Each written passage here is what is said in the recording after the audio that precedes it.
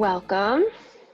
I'm so excited for you to join me today as we talk about problems and solutions, strategies for writing instruction in the elementary classroom. So thank you for taking the time out of your busy day to find out a little bit more about how you can support students with ASD in your classroom. My name is Dr. Katie Miller, and I'm an assistant professor in the Department of Exceptional Student Education at Florida Atlantic University. So today, teachers will be provided specific strategies for common problems that students with ASD face with written expression, as well as ways to measure writing growth. We have 3 objectives for this training today. The first one is to really review and identify some common problems that students with ASD may face while writing. We will describe some solutions to address each area of writing deficit, and I'd like to show you some no-tech as well as technology options. And then we're going to discuss some curriculum-based measures for writing in the elementary classroom. So who am I? Well, like I said, I'm currently an assistant professor in the Department of Exceptional Student Education. I joined FAU in 2014. I'm also a parent of 2 daughters, Carolyn, who is 5, and Charlotte, who is 3. Having 2 daughters really gives me a different perspective about teaching. Above all, I am a teacher. I taught in Kissimmee, Florida, as well as Cape Coral, Florida, elementary and special education, grades K to 3. And one of the things I loved was I had the opportunity to co-teach reading and writing in the 1st grade classroom, and I loved it. I went to UCF. My background is really elementary and special education. I am from Buffalo. I received my bachelor's in elementary and special ed, my master's in special ed, and soon after completing those degrees, I moved on to Florida and began teaching.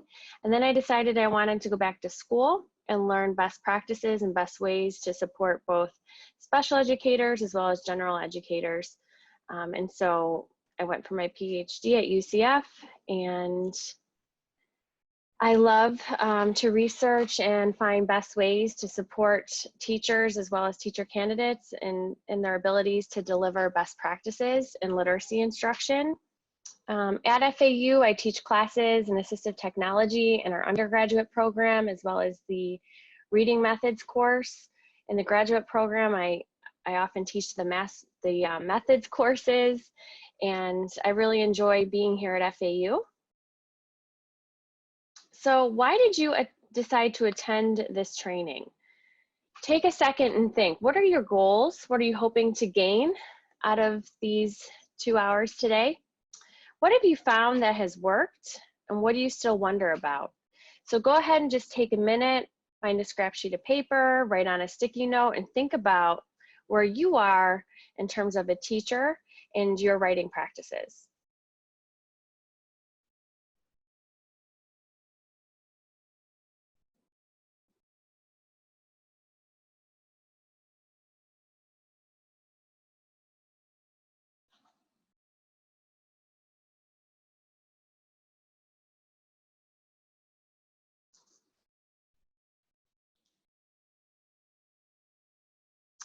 So before we get started, I thought it would be fun to take a look at this video and see if you have seen anything like this in your classroom or if you've experienced this yourself.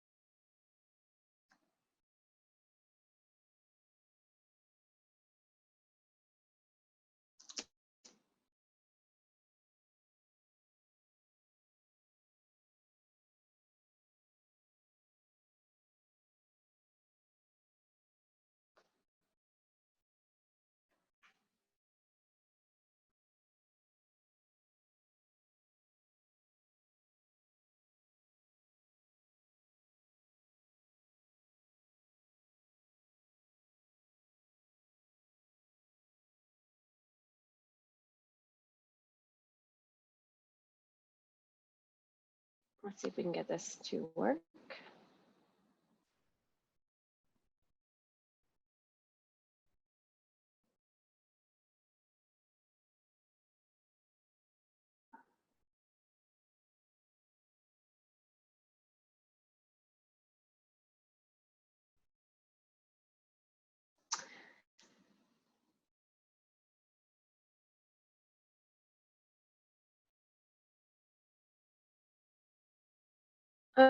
right, so I'm having some technical difficulties, but hopefully in the PowerPoint, you can just take a look at this SpongeBob clip.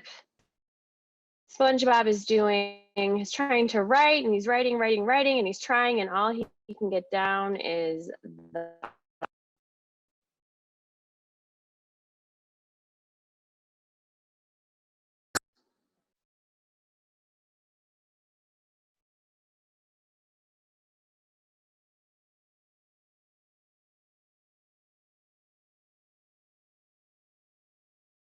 All right, so let me get us back to our presentation.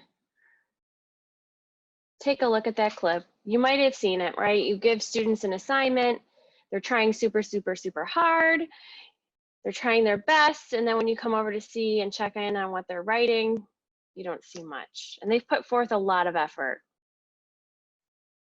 So let's talk about writing. Writing is typically taught. Writing is typically taught as a process, and within this process, there are specific skills that are aligned within each area. It's a very complex skill, right? So it's really a lot of different cognitive processes working together. So when a student is giving a writing prompt, they're thinking about their prior knowledge. They are often trying to take language that has been learned and express their learning into words, and at the same time they're thinking about how to spell and how to form letters, and there's a lot of different graphomotor and cognitive processes involved. It's very complex. It's very complex for typically developing students, and it's very complex for struggling students. What makes matters even more difficult is there isn't one writing curriculum that will meet all learners' needs.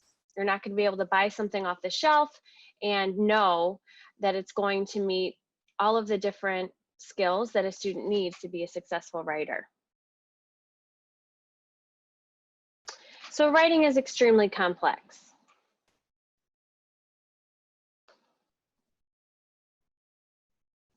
So how is writing taught in schools? So typically in the elementary classroom, teachers use some type of writing process approach, whether or not that's Lucy Calkins' units of study, or if it's just some type of form of the writing process.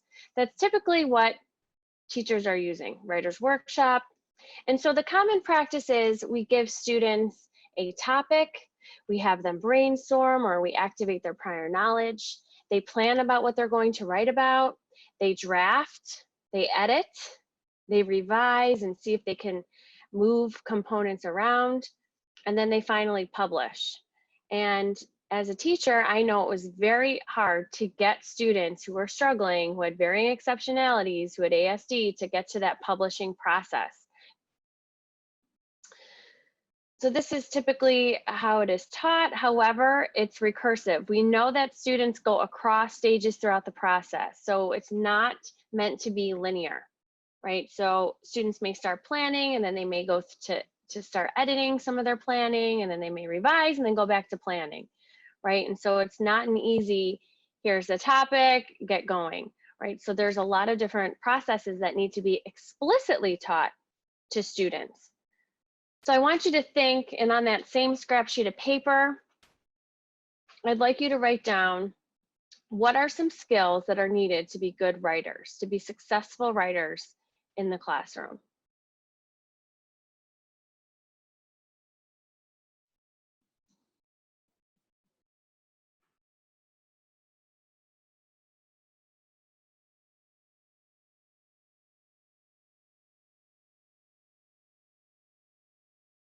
You can keep me on pause if you need to.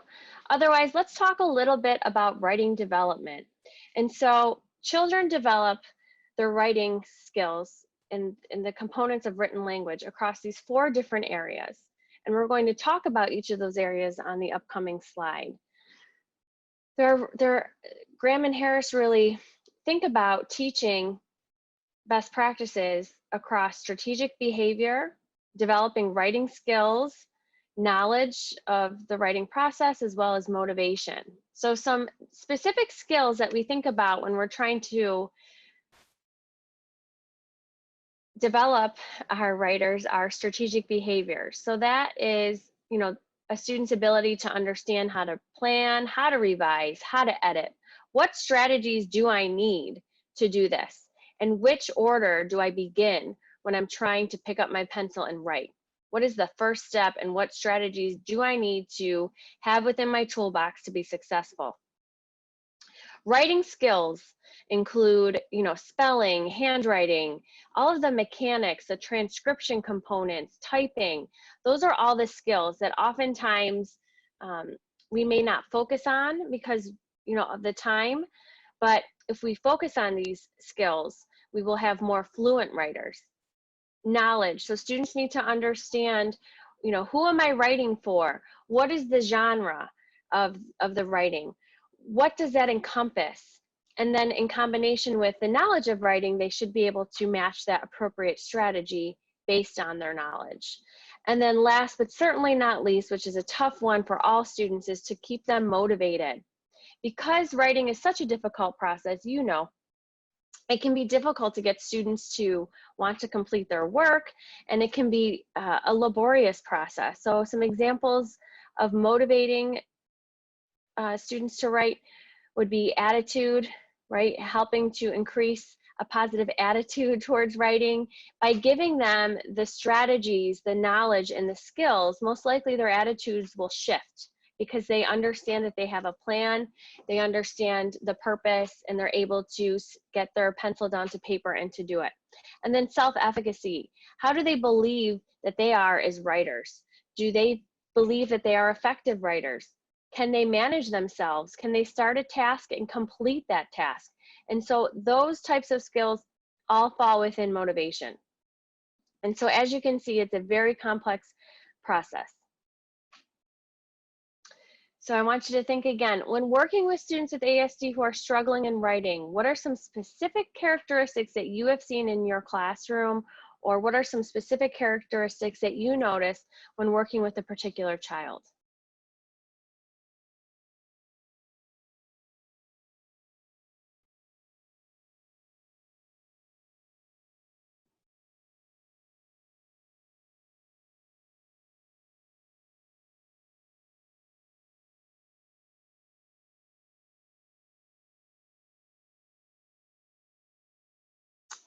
All right, so let's talk about some common characteristics that we have seen in the research. Now, writing instruction in students with autism spectrum disorders is a fairly less researched field as compared to other disabilities, as compared to other subjects, right? So we know that there's far more reading research than there is writing research. And when we're looking at research specifically working with students with ASD, there's far less research even there. Although it's, there are more and more studies being published, and it's an area that continues to increase interest of those in the field to research it. So let's think about some common characteristics that you may or may not have seen. As we all know, when you've met one student with ASD, you've met one student, right? All students are individual and unique, but when we take a look at the research, these are some of the common characteristics we see when compared to typically developing peers. So the first one is students often write briefer, less complex, and less cohesive paragraphs. So their writing could be choppy, it may not all stay on topic, it may be repetitive. Often students with ASD have language difficulties. This often affects their ability to take an idea, put it into words, and then organize it appropriately. So that organization can often be an issue for them.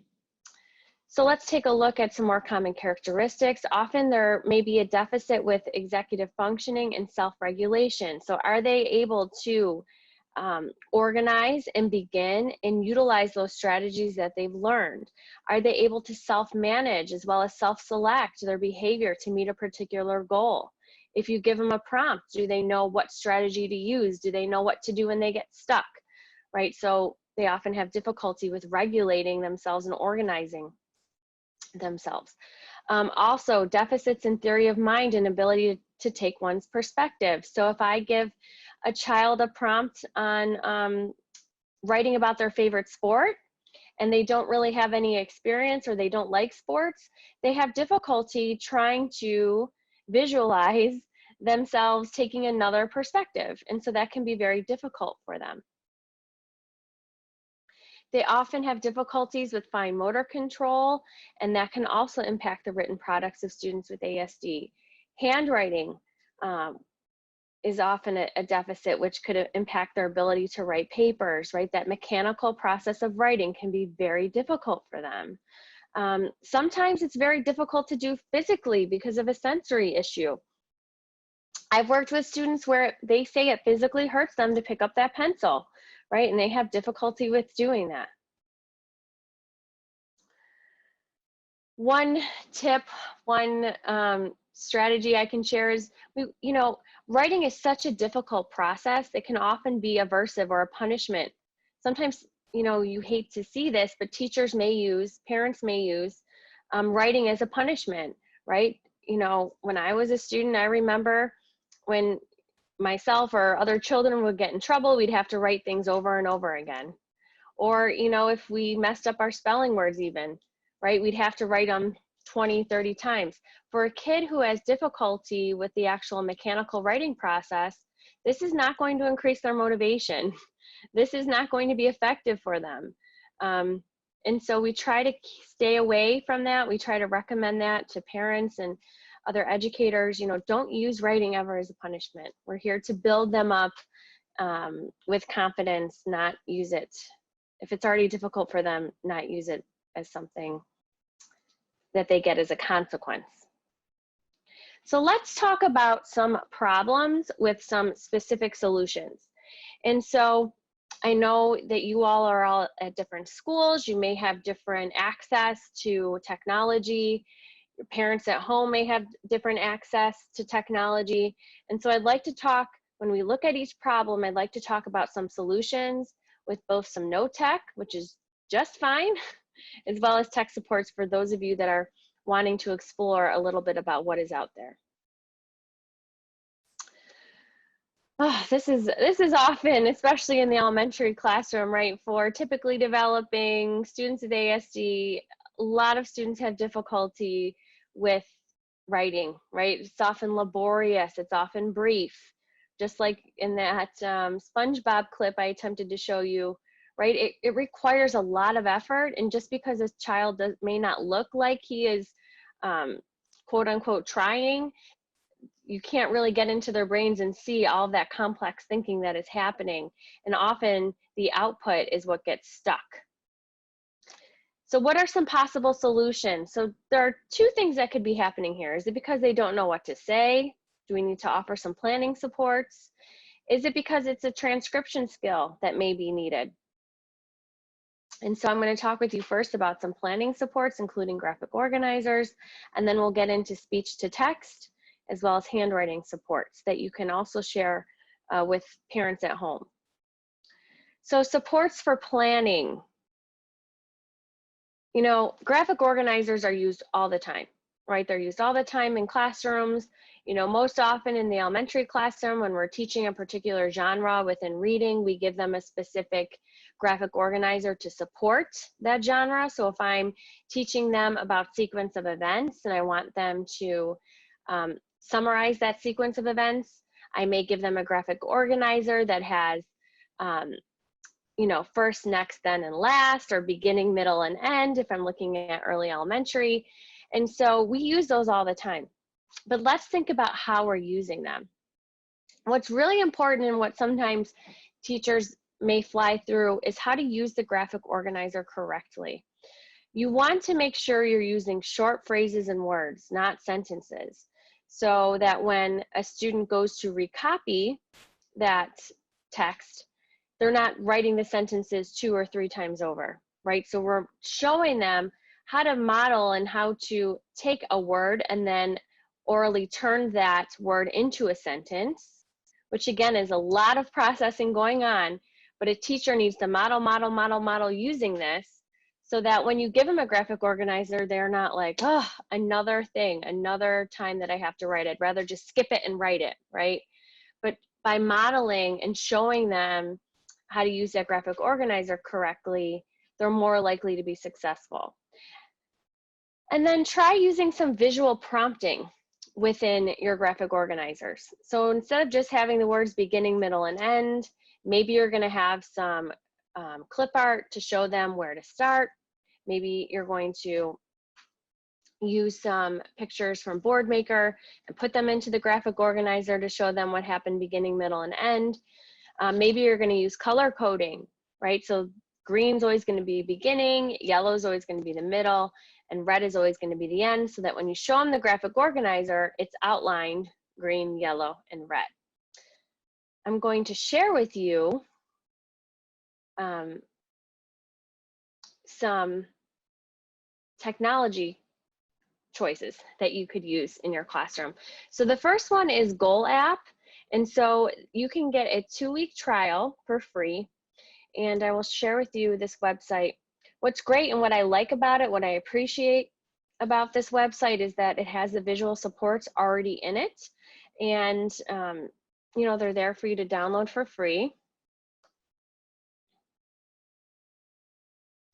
There are also other universally designed for learning type of resources that you can use and download for free.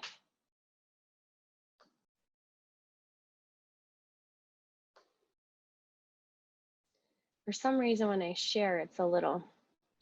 So look, you can see that there are some different tools that you can download to ensure that your instruction has some of those UDL components within them. So for example, if I'm looking for options for expression,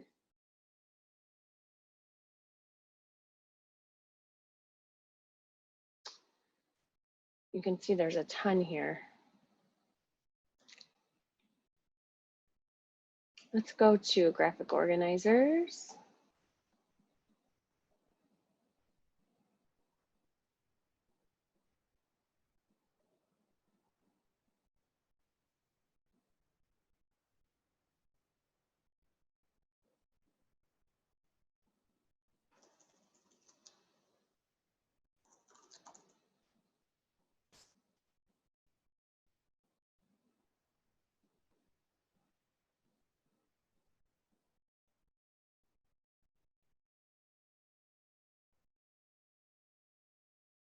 So you can see that there's some ready to use ones that you can download. There's a variety of them. My membership unfortunately has expired, but you can sign up for a trial and see what they have to offer. They have a lot of different great tools that would be wonderful for all the students to use in your classrooms, but specifically for students with ASD, this will support their learning.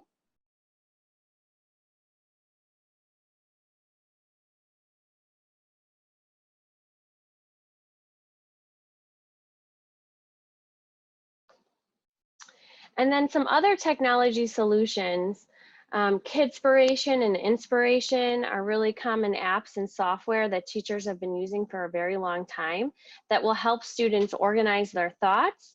Kidspiration in particular, as well as Inspiration, has some great graphics for you all to utilize. And then one of my favorites is Poplet. Let me get to my...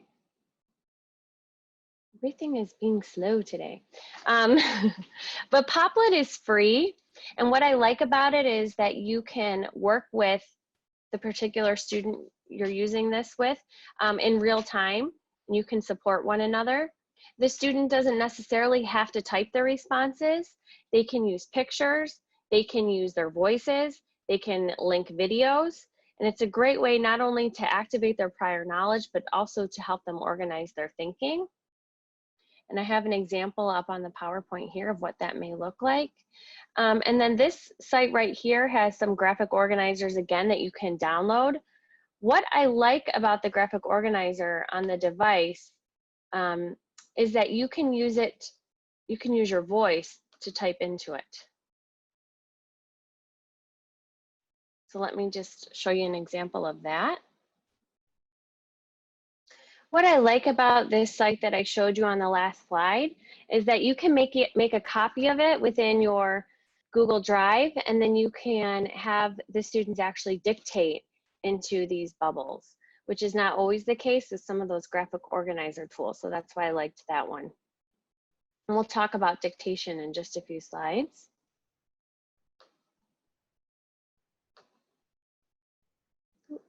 So that was Poplet. That was just a screenshot.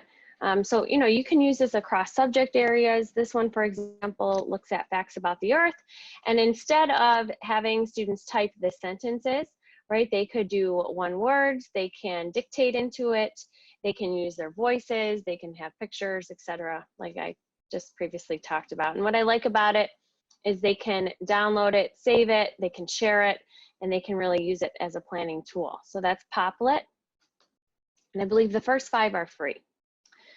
So let's talk about supports for composing and transcription. So dictation. The first one we can do is the no-tech, which is a scribe, another person. And so that can be an appropriate accommodation, especially when a child is learning how to, for example, plan. Maybe this time they're going to dictate to you the words. Maybe they're going to spell the first, you know, depending on what their goals are, maybe they're going to spell the first letter sound in the word as well as the end. You'll get the middle, or maybe they're just going to dictate it to you and you're going to support planning when they're first learning how to do it. And then they will write those components. You know, when you're writing sentences, or when they're really struggling and they're really frustrated and you're just trying to get them to understand the process, you know, let them write every other word with you, right? That's okay too, or every other sentence. Share the weight, for example. You support the graphic organizer and then they draft. So think about words, think about some strategies to help ease some of the transcription frustration that so many students face. And let's talk about some dictation tools. So dictation tools are everywhere. If you have an iPhone, it's super easy. I use it all the time to text a message using my voice rather than actually typing it. So teaching students to use the tools that they already have. So if you have Microsoft or Apple computers in your classroom, there are already built-in accessibility features that you can use. Looking at Word, there are some plugins you can download that will support speech to text. Dragon Dictation, wonderful tool. They have both a software program as well as an app you can download on your phone or your iPad. What I like about the app is it's very accurate without a lot of training.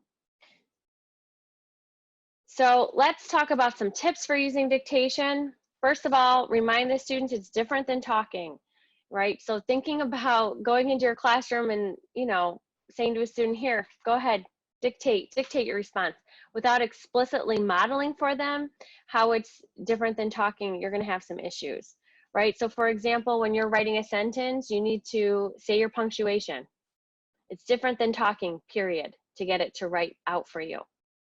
And then model your mistakes, especially when you're working with older elementary students. You know, even starting in 3rd grade, there's going to be, or even earlier, really, there's going to be some hesitation perhaps if they feel like they will stand out from their peers. So my advice is to allow all students in your class, when able, to use some dictation. So maybe you're going to teach all the students in your class how to dictate using the graphic organizer, or give them choices sometimes. So a lot of my strategies today really have some of those universal design for learning ideas or theories about them, right? So to eliminate some of the embarrassment the student in your classroom may feel, let all the students try it, right? So, you know, maybe on this lesson, all students are going to have a choice. They're either going to dictate their response, they're going to write it, or they're going to type it. And it's a student's choice. And so the more that you can offer different choices for students to express what they've learned, the better. But also model your mistakes, because sometimes, especially if you're working with dictation and you're new at it, you know, it'll just pick up on everything and it'll just write it out, and then you know, make a point to show, how do you fix it? Oh, isn't that funny that it just started saying what I was saying? Let's go back and fix it. With dictation, however, you're going to have to teach planning. So it's not just giving the dictation tool. The students are really going to have to learn how to use that dictation, whether or not they're going to be using it throughout the whole process, graphic organizers to drafting. But regardless, they have to plan. And if they are not planning using an electronic graphic organizer that has dictation built into it, you're going to have to show them how to plan on paper or how to plan on the computer without those dictation supports, depending on the child that you're working with. So regardless, it's important to teach planning and to really explicitly model the whole process. If your child has dictation as an assistive technology on the IEP, work with the other service providers on how to best utilize that support. If you're the general education teacher, work with your special education teacher. If you're the special education teacher, make sure the general education teacher knows how to use it within the inclusive classroom. Try task analyzing steps, especially when you're teaching the student at first how to dictate. So you may have some type of checklist with a visual support that you go through that reminds them all the different steps that are needed to be successful at using those dictation supports. Oh, and one last thing. So Dragon Dictation also has a software program, which is great, but make sure before you purchase that or before you use it, just check in to see what the training procedures are. A few years ago, the training procedures were that students had to read a specific paragraph to train the software program to recognize their voice. And the paragraph was a lot higher than what their current reading level was.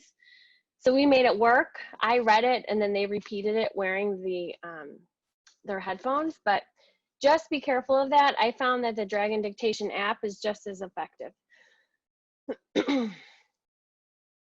All right, so some more speech to text tools. So within Google Drive, so many schools now are using Google Drive. You can click on tools and you can, well, first of all, you can create your own graphic organizer. So here's just an example of one that I created, which was really working on students with opinion writing. So if I gave them a prompt, think about all the different holidays. What's your favorite holiday? Their topic sentence could be, my favorite holiday is summer. And maybe their first support is the pool. And then the details are go swimming with my cousins, whatever it is. What I like about it is within Google Drive, you can click on tools. And let me just walk you through this really quick. So I just opened up a document within Google Drive. You click on tools and then there's voice typing. Simply just click on the microphone. Summer is my favorite season, period.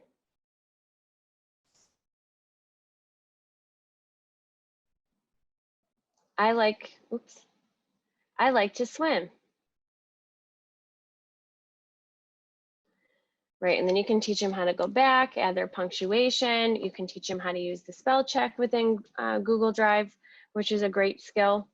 And so there it is, just in tools, voice typing. There's some other accessibility settings that you can also check out to see if it may meet your students' needs.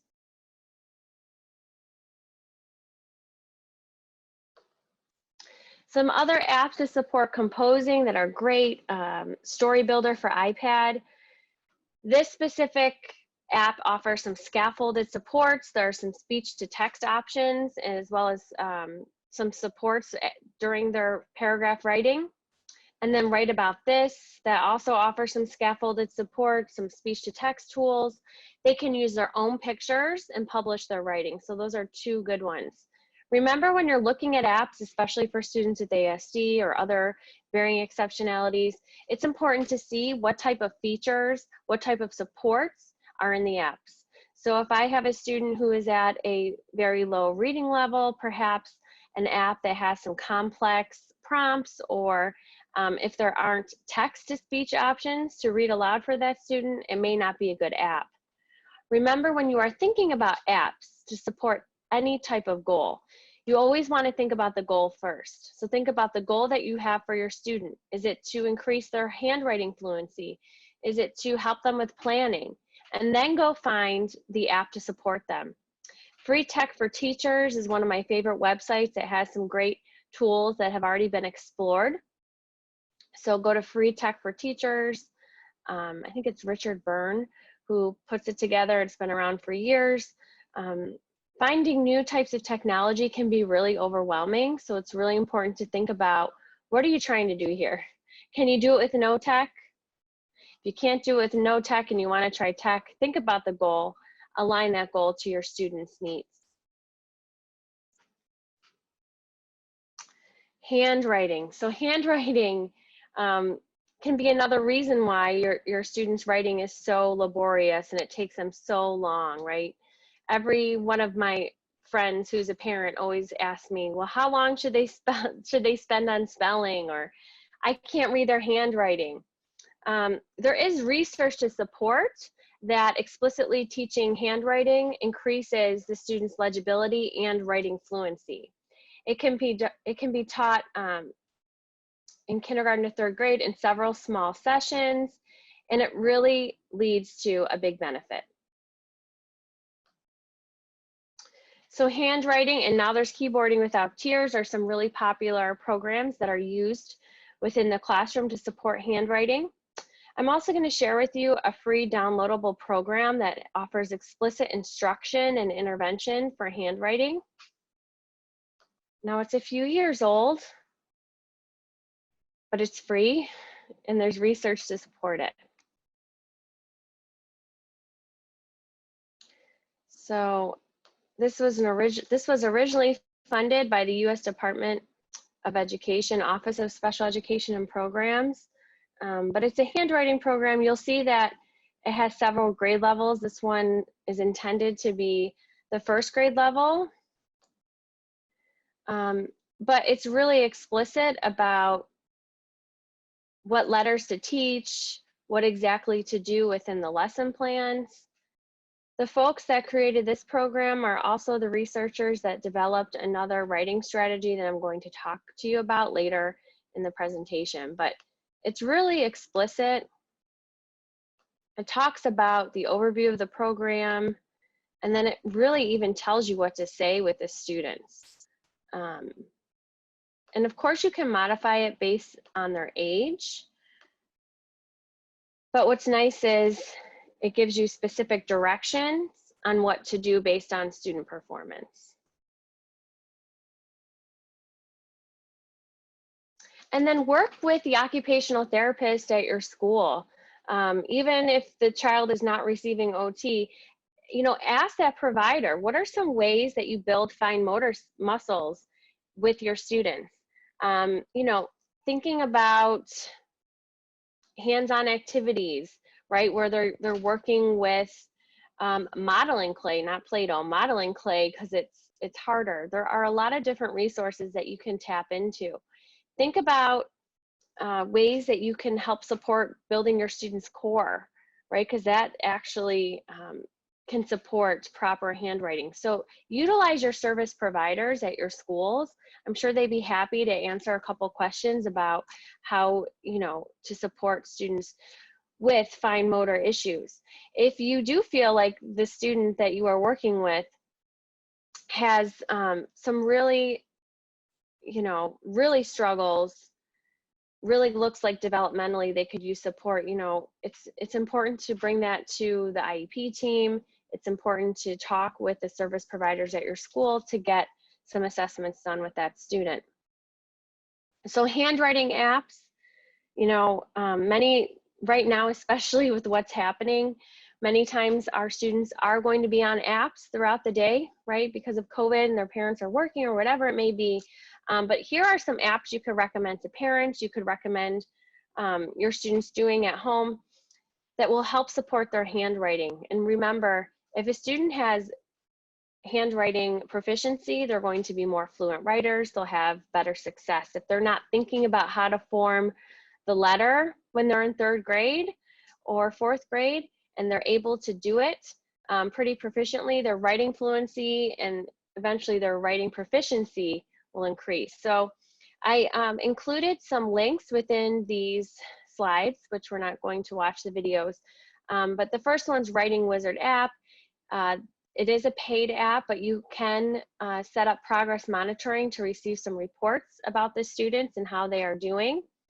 You can set the level of difficulty, and there are also cursive options with this one. And this is more, for primary students. Touch and Write by FizzBrain. You can customize the word list so they can also practice their sight words while they're forming their letters. And again, there's also a YouTube video you can check out for more information. That's another good one.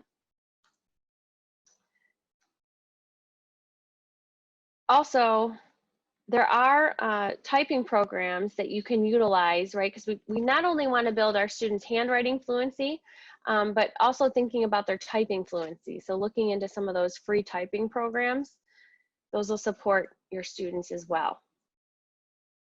All right, so another problem. My student wants to keep writing on the same topic, right? Students with ASD sometimes have, a fixation on a specific topic. They may want to always write on that topic. Other students as well, typically developing, may want to write on the same topic because they're really interested in it. Is it because they don't have the prior knowledge needed to write to the prompt that you're giving them? Or is it self-management? So we're going to talk about both of those components when we're thinking about solutions. All right, so supports for prior knowledge. If I'm giving my students a prompt on, again, a specific sport and they've never seen it, like hockey. Hockey is really popular in the Northeast, Southeast, not so much. So if, they're required to be writing on that specific topic or on that sport or whatever it may be, can you give them some experience with it? Can you play hockey with them in the classroom? Can you give them some type of demonstration? Can you watch a video with them? When students are learning a specific skill, it's kind of like in math where we talk about going from concrete to representational to abstract. When we're teaching our students how to do something, like write the main idea, first of all, we want to teach them with concrete experiences. I'm making this recipe. What is the main idea? What is this recipe all about? What am I trying to make, right? So they go from a concrete experience to watching a video and then trying to find out the main idea of the video and then, reading something and then writing the main idea. So it's kind of the same concept. You want to go from some type of hands-on experience to looking at video to perhaps then reading. So if you don't have technology in your classroom, think about doing some type of demonstration, some school experiences.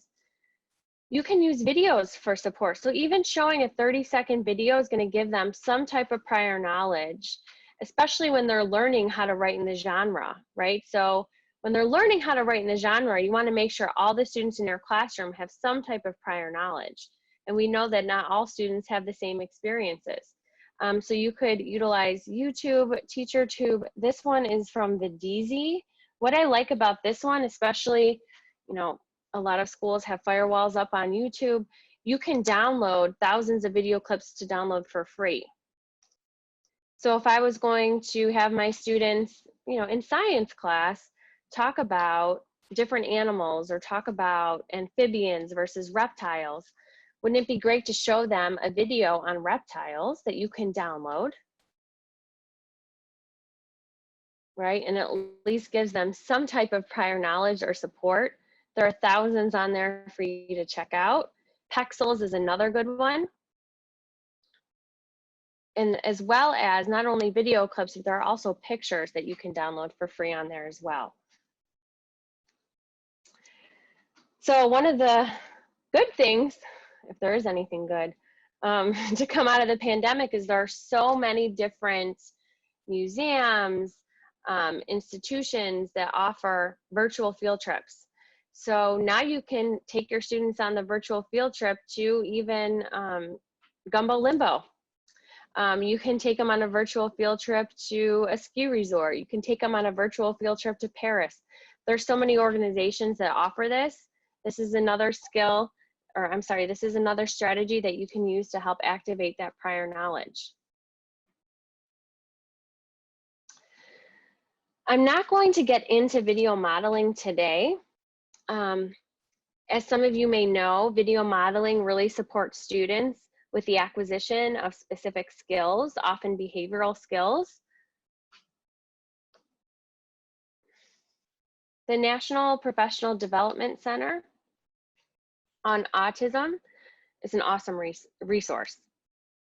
If you are thinking about making a video model, this gives you step-by-step direction. So for example, if I was teaching my student a strategy on opinion writing, and you'll see later in the presentation, the strategy that we're going to talk about today has a lot of different steps in it. So wouldn't it be great if you as a teacher create a video model reviewing some of the steps so that your students can pull it up when they forget, or they can pull it up as a resource.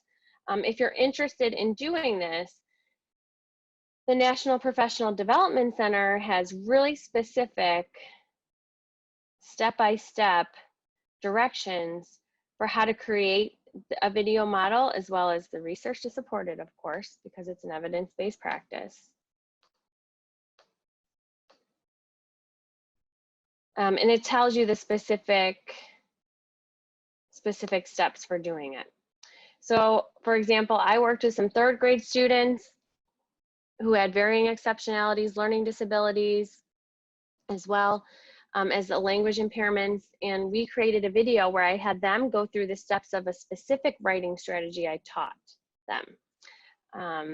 And because videos are so accessible, why not go on and try to create this with one of your students?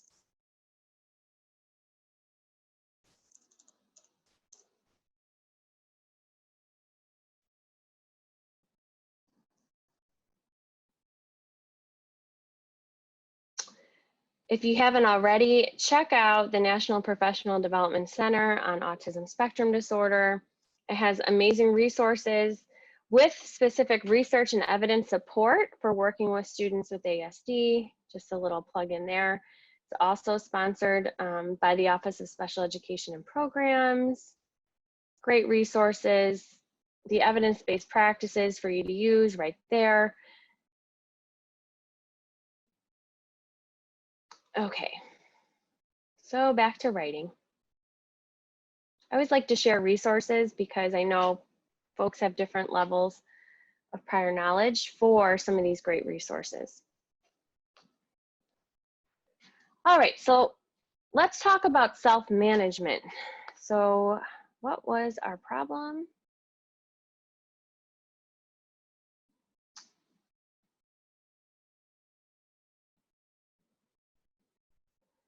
Oftentimes they want to write on the same topic. So we want to work with students on self-management. We want them to be able to monitor their own behavior. We want them to be able to distinguish between what behaviors are appropriate and inappropriate and reinforce their own appropriate behaviors.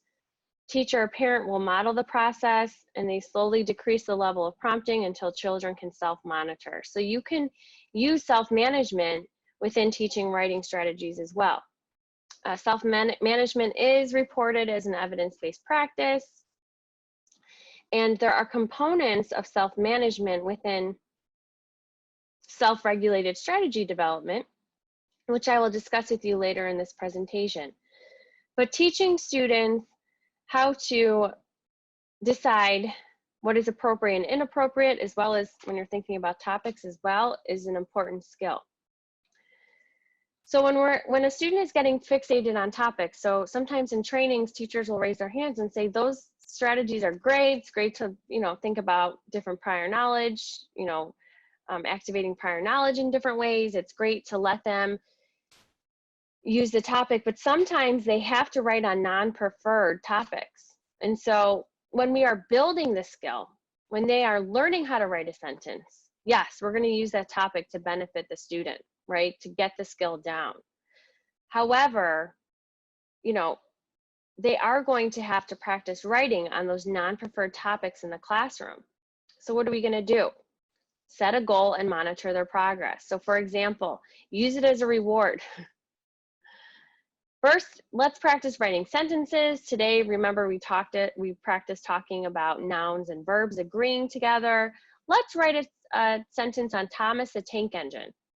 Okay, great, you did a great job with that. Now let's work on what needs to get done and write a sentence about that required topic. When you are finished doing what you need to do, then you can watch a Thomas video, right? So it's all about how are you setting them up, okay? If it's a laborious, maybe if they have to write on a non-preferred topic, maybe they can just tell you a sentence first about Thomas, right? So they did it orally. Okay, let's apply that to the non-preferred topic. So using that as a model, using that as an incentive is important. And practice that with them, because, and set goals and monitor those goals, because that's something that students are going to have to do. All right, so another problem. My students shut down when they have to write. Is this something that you may or may not have experienced in your own classrooms?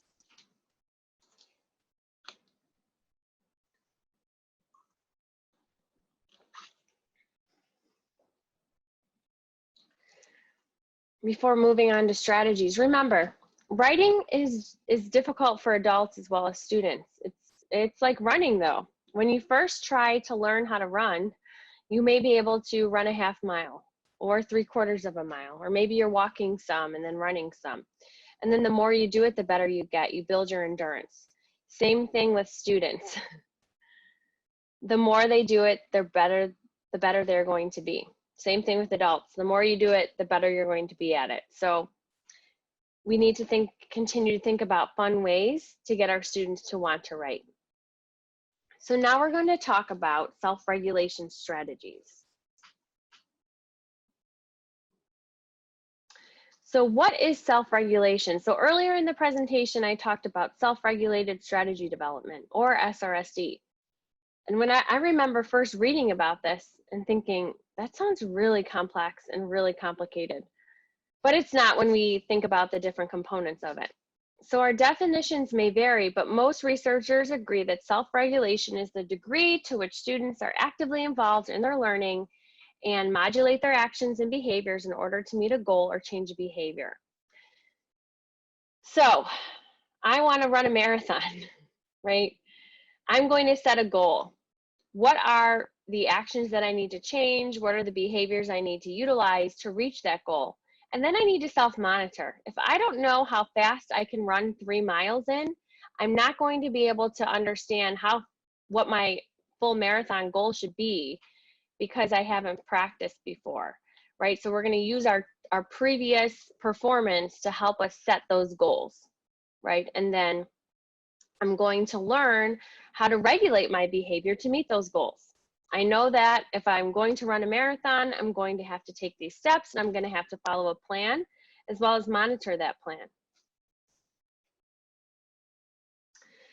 So what are the behaviors we're talking about with self-regulation? So goal setting and planning, right? So I'm going to set a goal, and then I need to break down that goal and understand what I need to do to reach that goal. So thinking about task analyzing that goal for that student.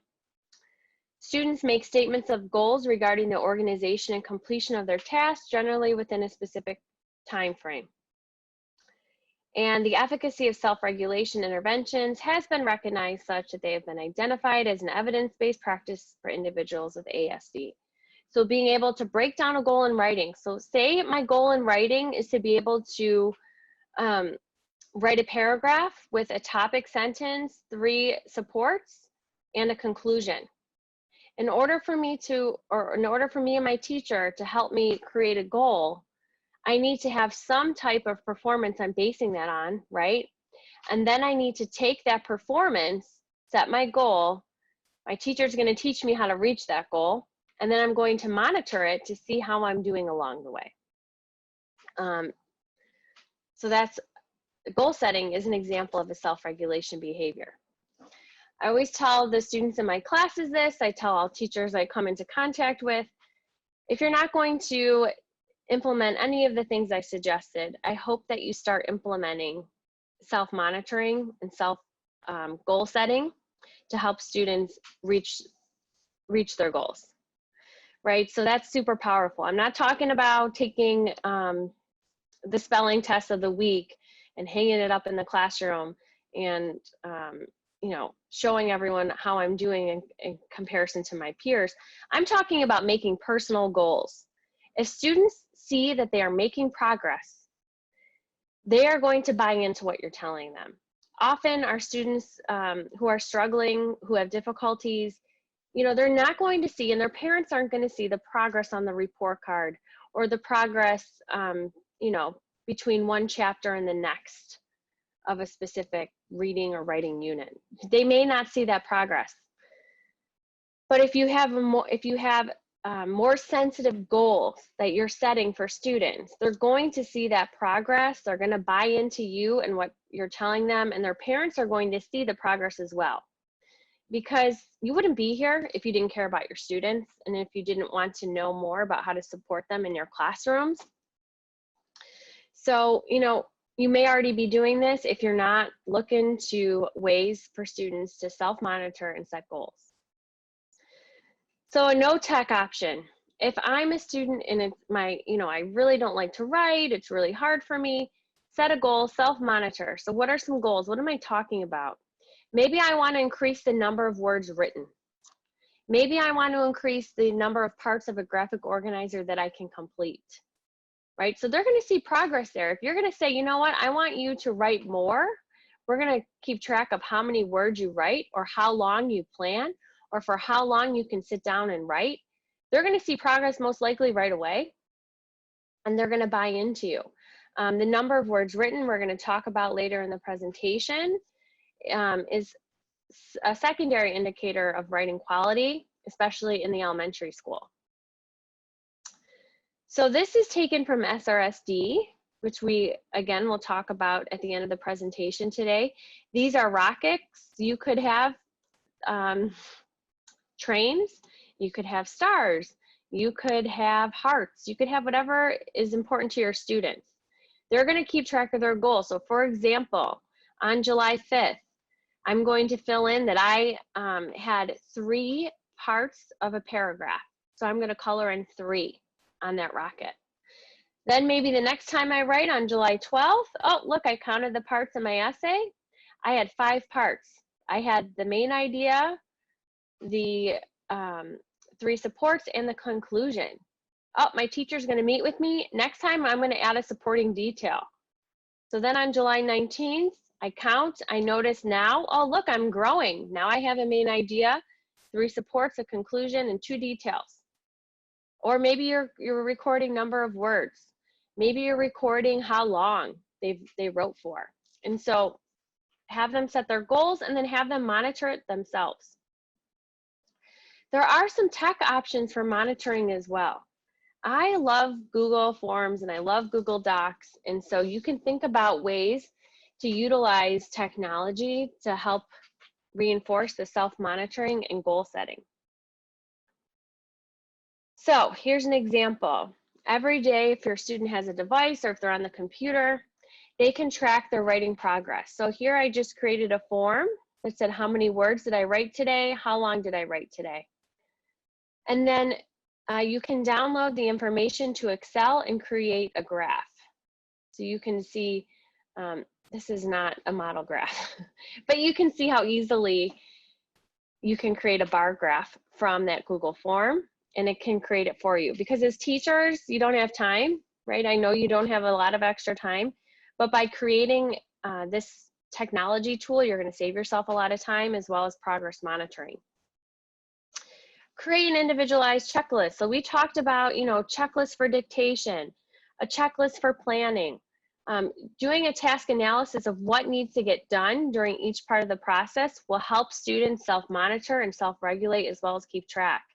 So here, you know, before I'm finished with pre-writing, did I brainstorm at least 10 ideas? Did I narrow my topic? Did I research my ideas? Did I choose a tool that fits my topic? Did I organize my ideas in the tool? Did I create a timeline for completion of the project? So this is easy to create in Google Forms, and you can personalize it for your students. If a student is, working on just writing a few sentences, did I capitalize? Did I use finger spacing? Did I use punctuation? If you are not already familiar with Google Forms, Google it. There's the Google Form training link for teachers. Check it out. Use your resources, your free resources that are there for you. Here's one that often happened to me when I was teaching, for example, in first grade. I had a lot of readers that were not on grade level. So, I started thinking about, how am I going to progress monitor these students? How am I going to showcase to their parents how far they've come since the beginning of the quarter? So you all as teachers, I'm sure you have many different things that you use to keep track of student performance in different subject areas. In reading, we keep track of reading fluency and we set goals, and math, same kind of thing, math fluency, math facts. But one thing that we don't necessarily, most teachers did not take a teacher prep class in writing instruction. I did not.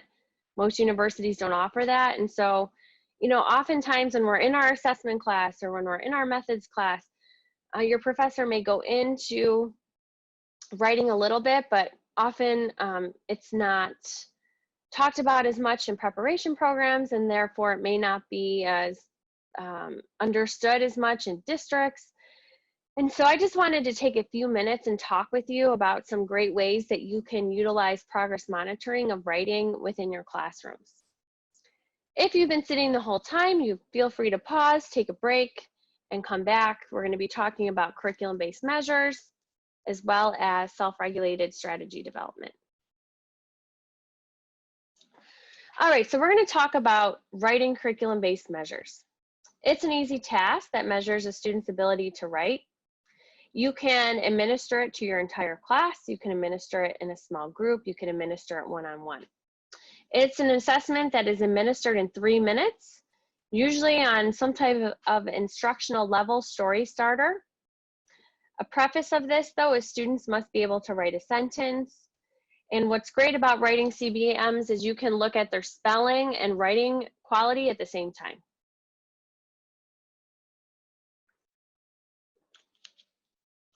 So consider CBMs, because the CBM written expression measure assesses both the mechanics and conventions of writing and can yield numeric indicators such as total words written, correctly spelled words, and correct writing sequences, which are all secondary indicators of writing quality.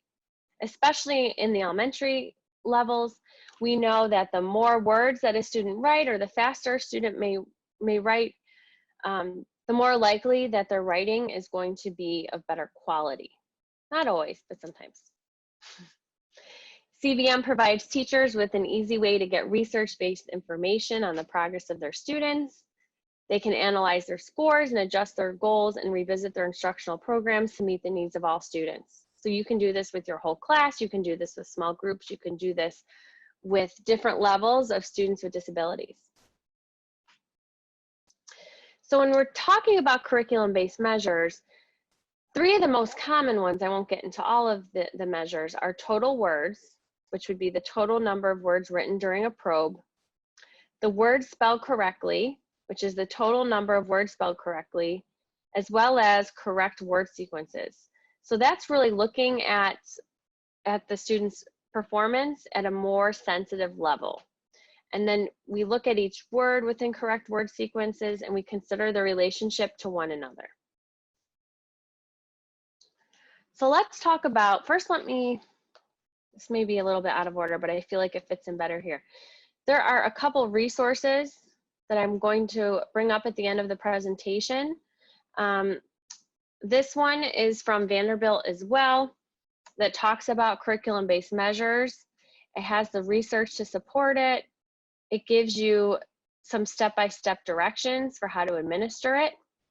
There's also Intervention Central, which can help you with the writing probes. You can generate writing probes here.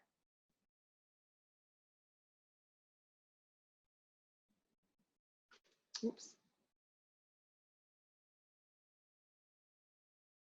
You'll see that I referenced Jim Wright throughout the presentation, and I found this information from Intervention Central.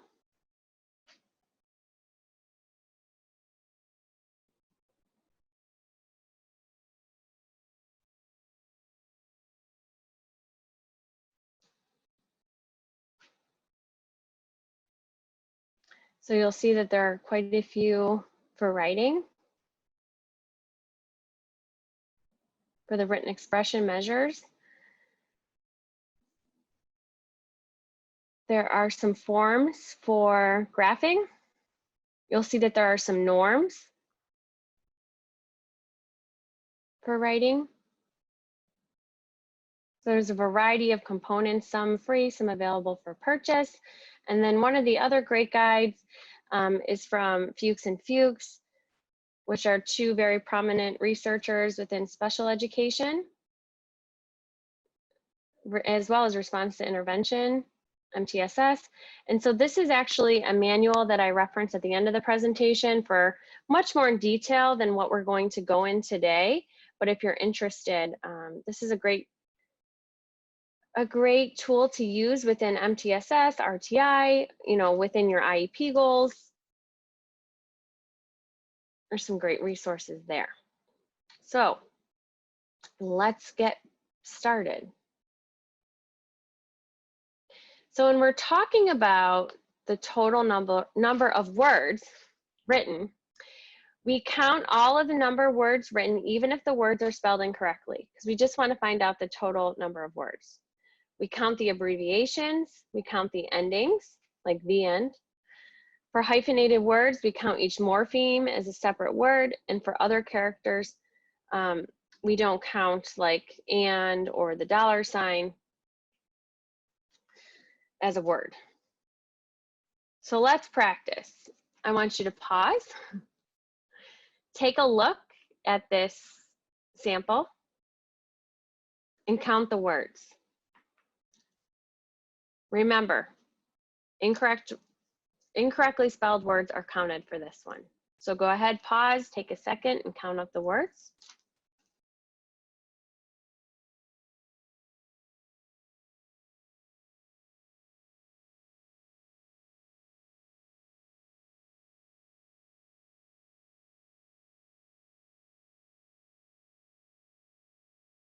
All right, let's check.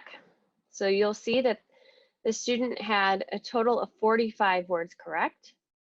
You could take a look at the CBM resources on Intervention Central and decide, okay, if this is a 4th grader in the beginning of spring and they were given 3 minutes, where are they in terms of where they should be for CBM performance at that time, for writing performance at that time? So there were 45 words there. That one's pretty okay. And so is this one, word spelled correctly? So here, same thing like total words, but you're only counting the words that are spelled correctly. You don't consider the context, whether or not it makes sense. Really, the key is to ask yourself, does the word represent a correctly spelled term in English? So we're going to do another exercise. This time I want you to take a look and I want you to tell me how many words are spelled correctly here.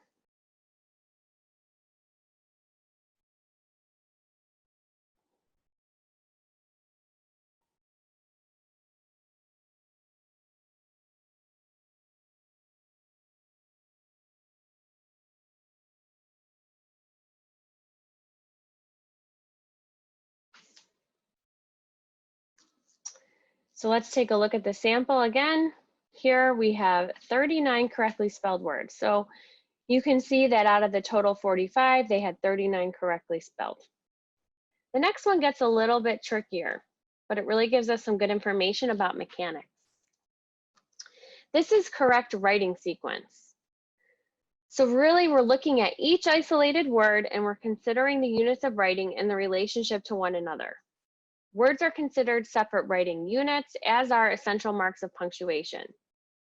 To receive credit, writing sequences must be correctly spelled and be grammatically correct.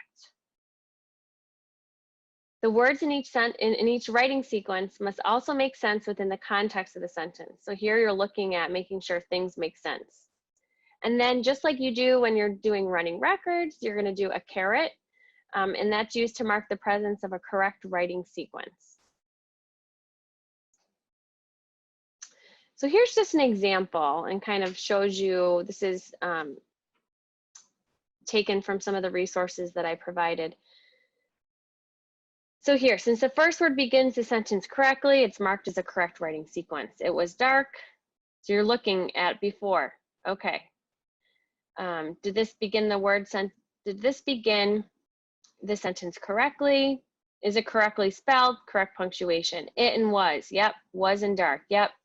Dark. Nobody. Because the period is considered essential, it is joined with the words before and after, making 2 correct writing sequences.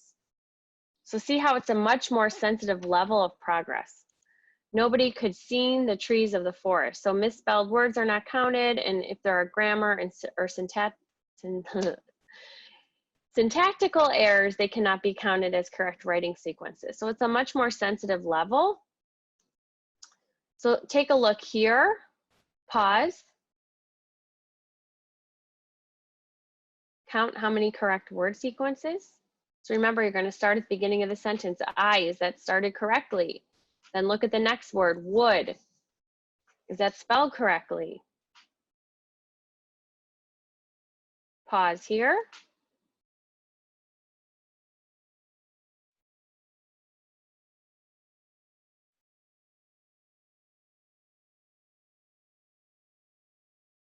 And check.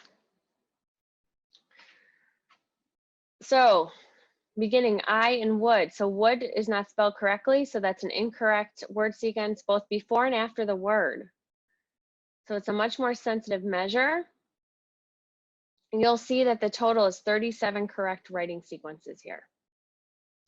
So out of the paragraph that student wrote in response to a prompt, they had 45 total words written, 39 spelled correctly, but then only 37 correct writing sequences. So it's really showing you their progress at a more sensitive level.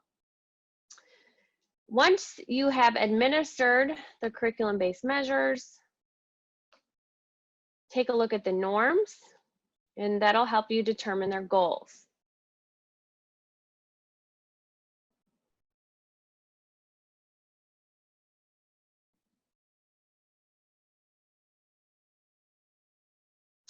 So here are some goals. This is taken from a text by Hasp from 2007 with the curriculum-based measures. There may have been an update since then for curriculum-based measures, but you'd want to take a look at the norms. So for example, if that was a 4th grader and they were writing for correct word sequences, if they were writing a 45 in the fall, I know that they're in the average range. And you can see where they need to be in the winter and where they need to be in the spring. And remember, these are timed, right? So it's going to affect the fluency as well. Writing is still an area that is still continuing to be researched. I'm actually participating on a writing project from the University of North Carolina, Chapel Hill, and they're really looking at developmentally, what does a 1st grader's writing look like? What are the measures? What are the quality measures? Where should they be versus a 3rd grader on the same genre? Where should they be? What are some of the characteristics? So there hasn't been as many large research studies, for example, as in reading. But this is still a good tool that you can use. And below they have some decision rules if you're going to use this, for example, with RTI data.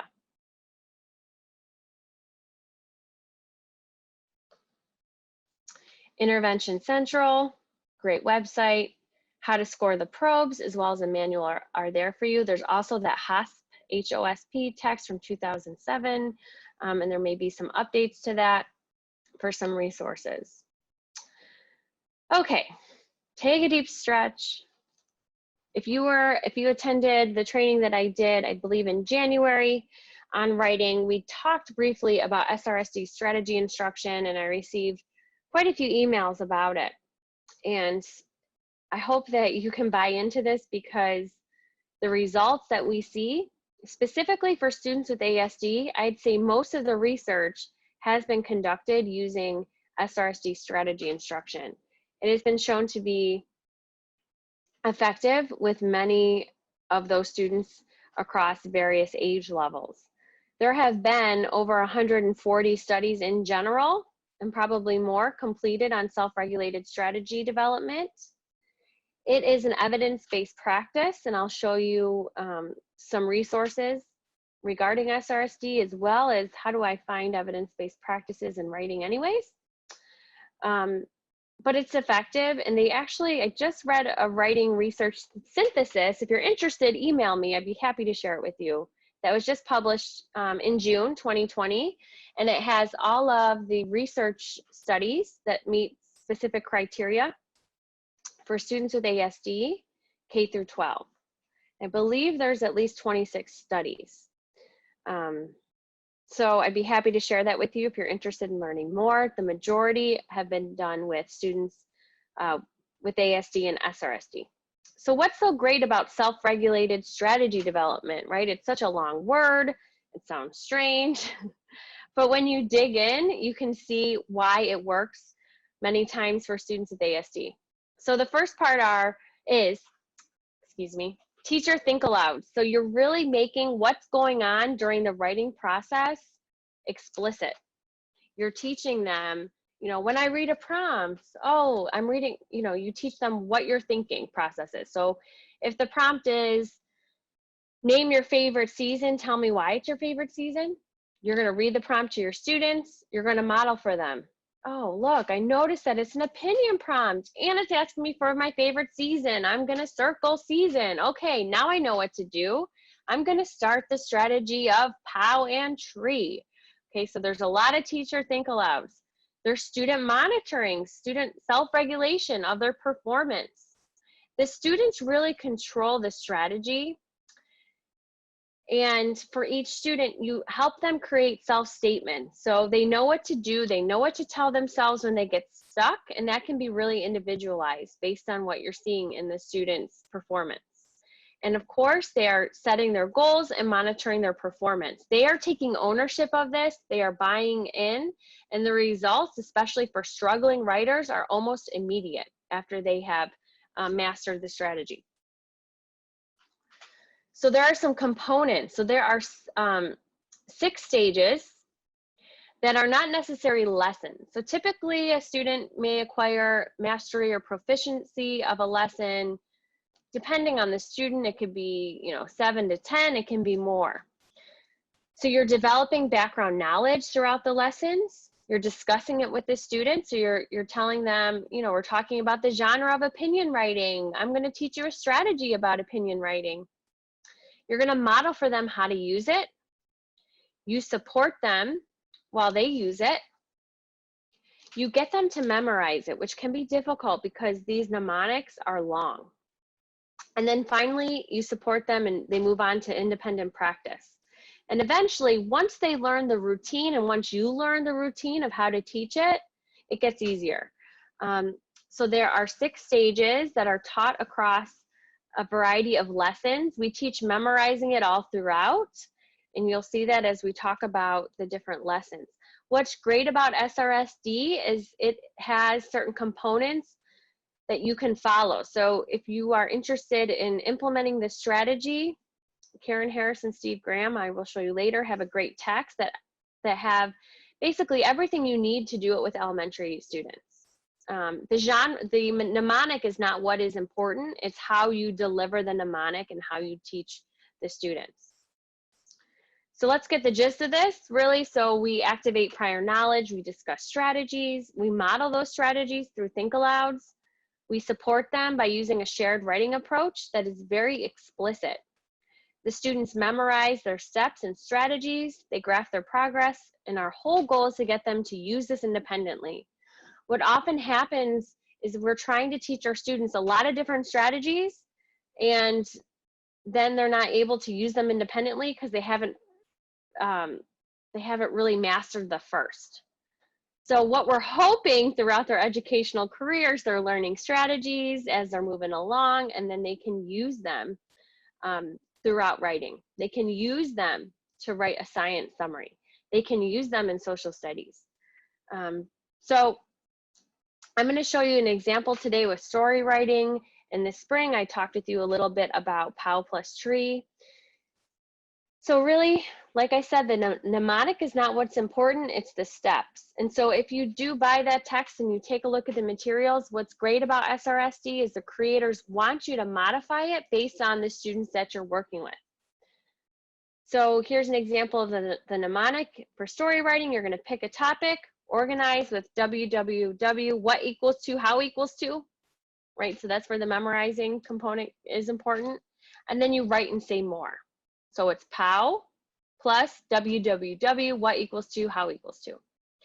The first step when you're teaching SRSDs, you're gonna just teach them about POW. You're just gonna teach them how to pick a topic when they're given one, how to organize it, and then how to write and say more. The organizing with, tree was the last one I taught you. www, what equals to, how equals to is for story writing. Those are the components that change. There's POW plus C space. So there's a few different ones. So this is taken right from the Iris Center. So the www, what equals to, how equals to, is who is the main character, when does the story take place, where does it take place, what does the main character do, what do the other characters do, what happens then, what happens with the other characters, how does the story end, how does the main character feel, how do other characters feel. Okay, so you know this one would take them more time. I wouldn't necessarily start with this one, right? POW plus tree is probably one I would start if you're teaching opinion writing, which in the elementary school you should be, even with the new standards. And so you will explicitly teach them how to use this mnemonic and how to put it within a graphic organizer. So Think SRSD has some free material as well as free training and support. There's a graphic organizer here that you can modify based on what your students are needing. And then eventually you fade that graphic organizer so that they can write on their own. So for example, write about a time you had fun, then they would have to go through and complete that graphic organizer. Was who were you with? When did it happen? Where did it happen? Etc. So I'm going to share with you some resources, and I'm going to reverse this a little bit, and I'm going to share with you about SRSD instruction and the IRIS module.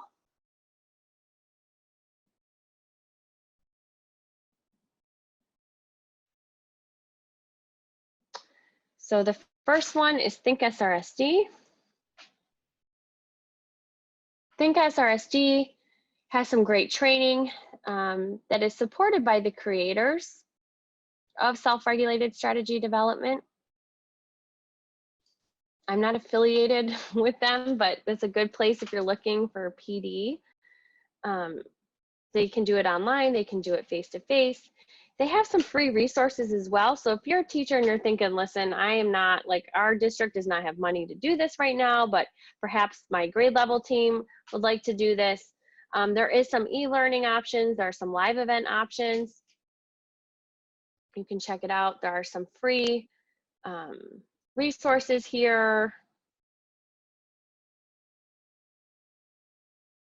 If you're interested in implementing SRSD, you know, I'd be happy to put you in contact with other folks as well as give you some more information. So Think SRSD is a great resource if you are just interested in wanting to find out more. IRIS, if you've been in any of my master's or undergrad classes, you'll see that Vanderbilt, with the Office of Special Education and Programs, has a variety of modules for teachers, pre-service and in-service, general educators and special educators to take.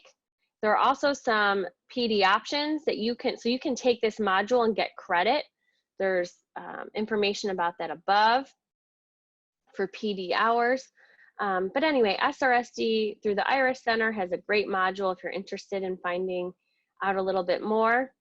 What I like about this module is it's interactive. You hear from the researchers, you watch video, and it makes sense, right? And I think it's pretty interactive and informative.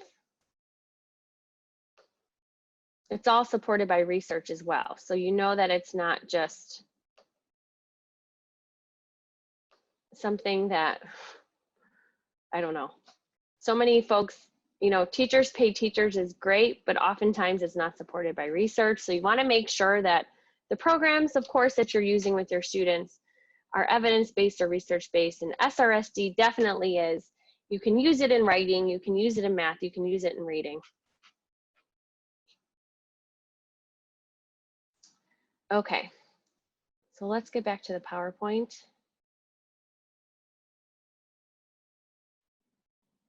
So those are two of the websites for SRSD. Writing to Learn SRSD is another site that's all online modules. So your team could take it online.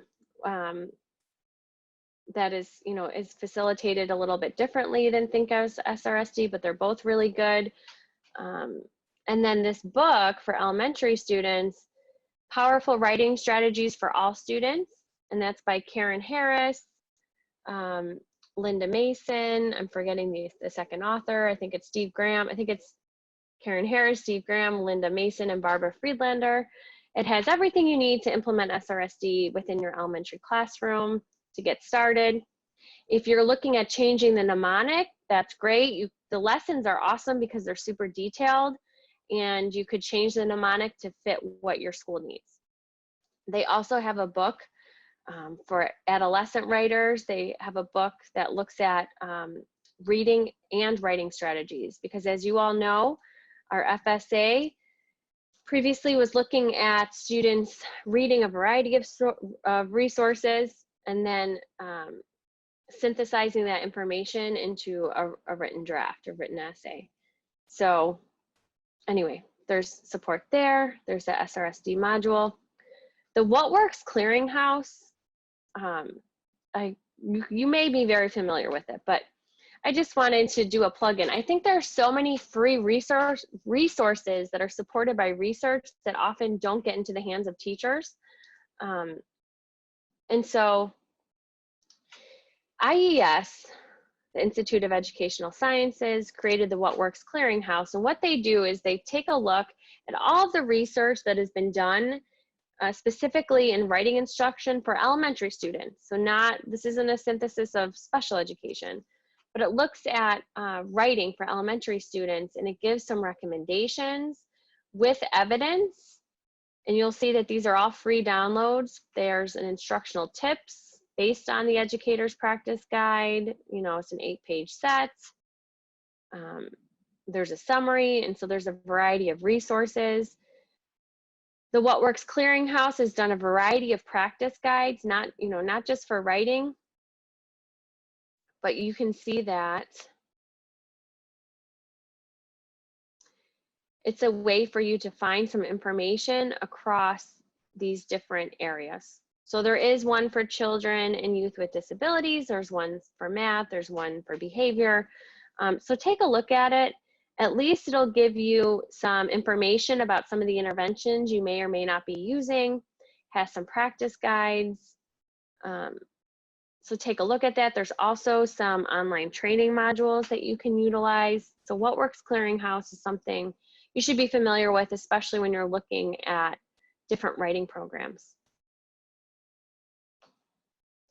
And then doing What Works takes what the What Works Clearinghouse suggests and then gives you some ways to implement it within your classrooms. And so there are modules to support it as well.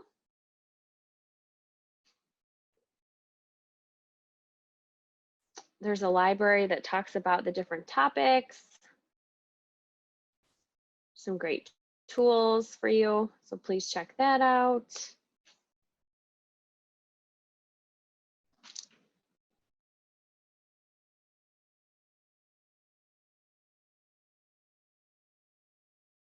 Yeah. pretty cool that it's all together for you. Okay. So we have the What Works Clearinghouse, the Doing What Works. So the What Works Clearinghouse will give you research-based, evidence-based practices to utilize in your classroom with writing as well as other areas. And the Doing What Works helps you identify those. So let's wrap it up. Today we talked about some common problems that students with ASD face while writing.